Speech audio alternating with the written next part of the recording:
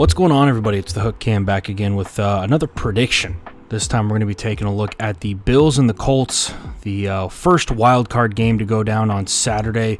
A little bit of what I think is going to go down if I'm a coach, what I'm looking at, and ultimately who I think is going to win. So before I dive into all of that, if you could hit that like button, hit that subscribe button to my channel, and if you thoroughly enjoyed this video, if you could go ahead and share it, that would mean the world to me. Also, go ahead and subscribe to Jackson Kruger Sports. I make a lot of videos with him, and he's doing an absolutely phenomenal job cranking videos out. We would both appreciate that greatly. So, with all that being said, let's dive into this game. Now, obviously, there's the storylines that you have going into this. Phillip Rivers and the Colts, he's been sacked, I think, the least amount of times in his career this season with the Colts. You have the young buck with Josh Allen at the quarterback for the Buffalo Bills. He's had an outstanding season, really coming into his own out there in Buffalo. Of course, Brian Daboll, or Dable, I don't know how to pronounce it. I always say Daboll, so I'll just go with that. He's doing an outstanding job as an offensive coordinator. Definitely, I think, going to get a head coaching gig after this. So just a couple of things that I would do looking at this from the Bills offensively and their perspective on things. Now, the Colts run, just a really standard 4-3 defense, right? They're going to go with their 4-3. They're going to run a tremendous amount of cover 3. That's going to be kind of their thing. I don't really think they feel comfortable leaving their corners out on an island so much. That's definitely not the strength of their defense. Definitely the front seven, in my opinion, is where they really thrive. And if I'm the Bills, honestly, one thing that I'm trying to do to confuse this front seven, or just to kind of get them, off, not out of whack, but just kind of keep them on their toes, is I'm going to do a lot of pre-snap motion. That's going to be the first thing I'm doing. It does a couple of things for you, and everybody says that, it's going to tell you first off what the coverage is. It's going to let you know if it's man or zone. As we can see against the Titans, we motion that tight into the formation. We see that corner run with them. We know it's going to be man coverage with that, and I think that with that, it helps Josh Allen out a lot, especially as a young buck quarterback. Doing stuff like that pre-snap is so helpful. Now, you might be asking, Cam, why the hell did you pick the Titans? I try to pick teams that I think run similar defenses to the team that the Bills are going to be playing this weekend. So we see a 4-3. Titans run a lot of 4-3. These guys are standing up. That doesn't matter. We still count them as defensive linemen. I would consider this a 4-3 defense. Now, with how the Bills go about attacking this, a couple of things that I think the Bills need to do. Number one, they need to get their play action game going. When you get your play action game going, it does a lot of things. It's going to throw backers off, and it's going to really help put these corners on islands, which is where I think you want your game to be played if you're the Bills, right? You have phenomenal receivers. You got Stephon Diggs out there, trying to get him as open as possible, and trying to get him in one-on-one situations, I think, is the key. We can see right here, he's at the top of the screen. This kid can absolutely fly. He's had his best season. I think he caught for like 1,500 yards, and a lot of that's Brian Daboll doing a good job of putting him in a position where it's just one-on-one. So pre-snap motion, getting that play action game going, two things right off the bat that I think is going to help Josh Allen out tremendously. The third thing is going to be his quick game, and they've done a really good job of running their quick game all season. This is just a really good example last week against the Dolphins, right? We're going to run this dude inside, have him sit right in between these two zone linebackers who are dropping into zone coverage, right? Obviously, we could get deeper, but you don't know what's going on behind you.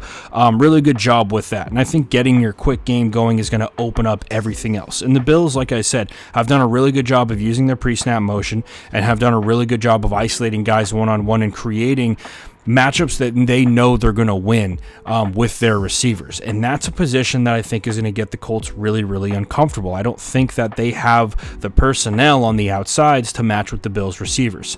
The next thing that I would do if I am the Buffalo Bills and Brian Daboll is I am going to try and go empty, not as much as possible, but I think I'm going to keep that in my back pocket. The reason why I want to keep that in my back pocket is because, once again, that is the best way to isolate corners that you think you can take advantage of, right? And we see what I did is I went back and I looked at teams who run a heavy amount of empty. I would say the Texans run a lot of empty, and I would say the Steelers run a lot of empty. This clip right here is obviously a good example of the Texans running empty and just kind of picking up whoever's open, right? This is a really simple route concept from the Texans. Deshaun reads it really well. Full field read, nice and easy for him, right? We got this dude running on a curl. That's your back. Really, you just have him out there to occupy a defender. Running a slot fade out of right here. Everybody's doing that these days. And then up top, we have a dig dig right here, and then we have a post. Pretty common pass concept that you're going to see. Deshaun's going to laser that in route or that dig, whichever you want to call it. Easy first down and easy yardage. And this is where I think that the Bills are really going to stress the Colts, just because, like I said and I've said before, I don't think that the Colts necessarily have the DBs that are going to match up as well with these Bills receivers. Now, on top of that, here's just a couple other examples of teams running with that pre-snap motion beforehand. You can see, especially when you get into these bunch formations, it's really tough for DBs to run with and figure out what's going on here. You can see the Texans off the bat. We have number 3 coming across the field, their point man running upfield, and then number 1 coming up inside of that. It's a great way to get your quick game going. And then on top of that, if you don't like anything from that bunch set, you can always pick on this isolated receiver on the outside. In this situation, it's their tight end who's able to run that thing upfield, stem it out for a nice and easy first down. This is where I think the Bills are really going to separate from the Colts. And if they get into, I don't want to say if they get into trouble, but this is something that I would really keep in my back pocket. And I don't think they're going to shy away from, because I do think they know that they can beat the Colts in these one-on-one situations. Here's another really good look at this empty, and this is the play before was after this play. You can see right here that the difference in this one is that you can see we've got guys pressed basically across the board. This is just a dream scenario for the Bills, and I think that they believe they can win in this situation, and I wouldn't be surprised to see Stephon Diggs just absolutely eat stuff like this up, especially if the Colts want to try and run man out of this, right? And that's kind of one of the things is teams are going to have an empty check, right? In this situation, all right, we know they're going empty. The Colts are going to stick in this man coverage right here, and this is not where they're comfortable. I think that when they get empty like this, especially in a playoff game, you're going to go cover 3 or cover 4, let them take anything underneath, and we got to rally and make the tackle after that. And really one of the teams, and this is really the game that I was like, empty's got to be something that they want to go to, is this game against the Steelers. Now, this isn't exactly empty because we have that back in the backfield, and he's staying into pass protect because we get that pressure. It looks like we're going to get pressure. But again, this is where this Colts game, this Steelers game against the Colts was where I really noticed, man, they don't necessarily have the DBs that are going to be able to run with Buffalo's receiving core. And then on top of that, right, here's a good example of, what's your empty check, right? In this situation, it looks like they're going with what appears to be cover 6. So we're going to get a bump right here at the bottom. He's working to the flat. He's working this deep half. And then we have quarter on the backside. Quarter half, or cover 6 is what guys call this.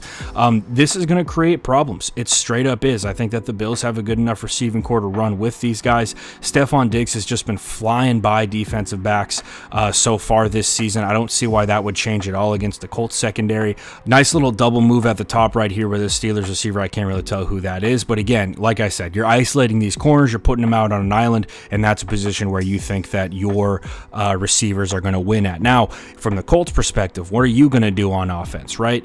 Like I said, the Bills run a pretty standard 4-3 defensively. I think these teams are they're a lot like each other. In my opinion, I think the Bills have a stronger defense secondary. In that secondary, I think that's where the Bills are going to succeed. But if I'm the Colts, I'm trying to get the Bills to get into some sort of nickel set, right? That's what I want, right? And this is a great formation to do it, right? 11 personnel. We got a receiver at the top. It's going to bump over this corner or this nickel safety who would be in the box, whichever you want to call it. And then you find the bubble, right, which is where that one tech is, and you run right to it. In this situation, looks like the Colts are running some either inside zone or outside zone. I would say it's inside zone just because of how tight that is. And then Jonathan Taylor, I think, is going to be one of the X factors in this game. If they can get this cat going, they're going to have a really good chance of getting him feeling nice and comfortable and him not taking bad chances, right? And we know how good this Colts offensive line is. And yeah, they've had their injuries this year, but this is a phenomenal play, right? We just got our 2 combos across the board. We're working on this one tech. This is just good football right here, man. We're working these 2 cats right up to here. We're working these 2 cats right up to here, and then we're just bouncing to the outside of this thing from Jonathan Taylor. This is absolutely awesome, and what you get at the end of it is your running back and a safety one-on-one.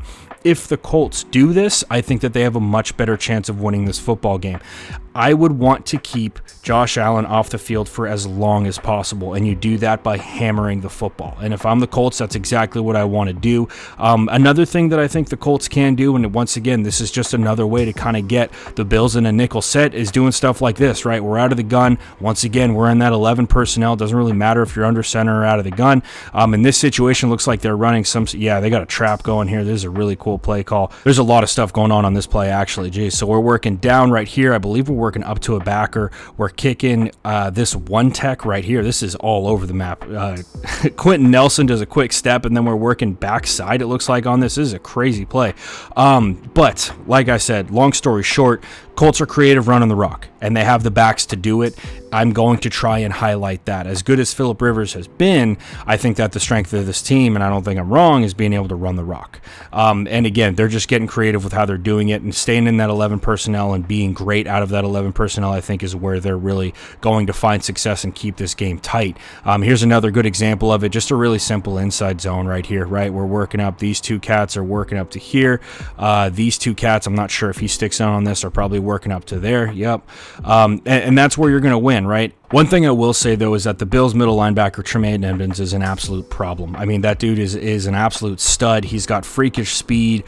He's an insanely athletic linebacker. He makes plays like this. So if I'm the Bills, if I'm the Colts, I'm doing everything I can to make sure that, for instance, if this is Tremaine Edmonds, I'm doing everything I can to make sure, all right, we have him ID'd. We're working our combos up to him. We can't let stuff like this happen. Because as good as Jonathan Taylor is, if this is Tremaine Edmonds, this is a tackle for a gain of about 2 yards. He's not going to be able to do that against somebody who's been in the league for a couple of years and who is an absolute dog. So if I'm the Colts, that's what I'm trying to do, right? I'm trying to find ways to put them in a situation where it's going to be 11 personnel, get that nickel package out there, and try and beat them that way as far as personnel goes. Now, one thing I will say from the offensive perspective of from the Colts that I would be worried about is my third down stuff, right? And you got to be great on third down to win in the NFL. The Bills are phenomenal at rushing the passer on third down, right? Confusing the quarterback pre-snap, bringing four when it looks like we got a ton of dudes on the line of scrimmage. This is a game from obviously against Pittsburgh, and this is exactly what I'm talking about, right? This is, essentially, if you're looking at it from a schematic perspective, we just have a really simple over front, right? Here's your 3 tech, here's your 1 tech, but we bring both of our backers up to the line of scrimmage, and now you as a quarterback, you got to figure out, right? All right, we motion him across, we know it's going to be man coverage, so chances are you're thinking, hey, these guys probably aren't going to drop back. They're probably coming. If we have everything manned up, probably we got this right here. This cat's going to be manned up with the back, right? We keep the back in the block. Instead of 49 coming on a blitz, right, he's dropping back looking for number 3. That's going to put a lot of pressure on Phillip Rivers and the Colts to get that rock off quick and to be effective with it. You can't do stuff like this if you're Phillip Rivers. You got to complete that ball and you got to make them pay when they're bringing pressure. But the Bills do a really good job of not necessarily disguising it, because I don't think the Bills, to be honest, sometimes defensive coordinators just have so much confidence that they don't care if you know what's coming. They're going to bring it anyway. But in this situation, right, this is a really good example of how you can disguise it. I believe they have a defensive end dropping on this when we get to the end zone view.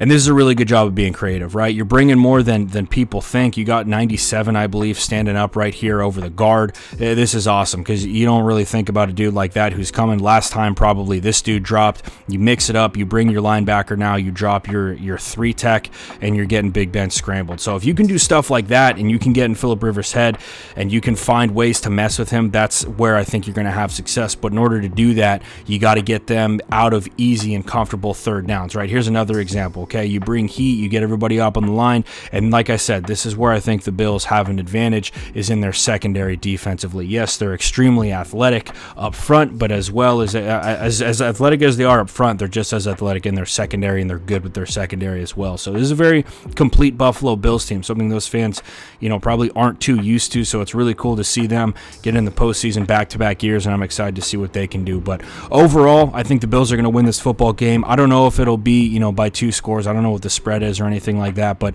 I think the Bills are going to turn up on third down. They're probably going to force Phillip Rivers into a couple of big mistakes, and the Colts have to play really good football running the rock in order to win this football game, in my opinion. So anyway, guys, that's all I got for you today. I'll be back in the week with a couple more predictions. I'm trying to get through all of these wild card games, so we'll see if I can pull off that miracle task. But with all that being said, guys, hope you enjoyed. If you did, if you could hit that like button, hit that subscribe button. That's all I got for you guys today. I'll be back in the week with more content, and we'll see you next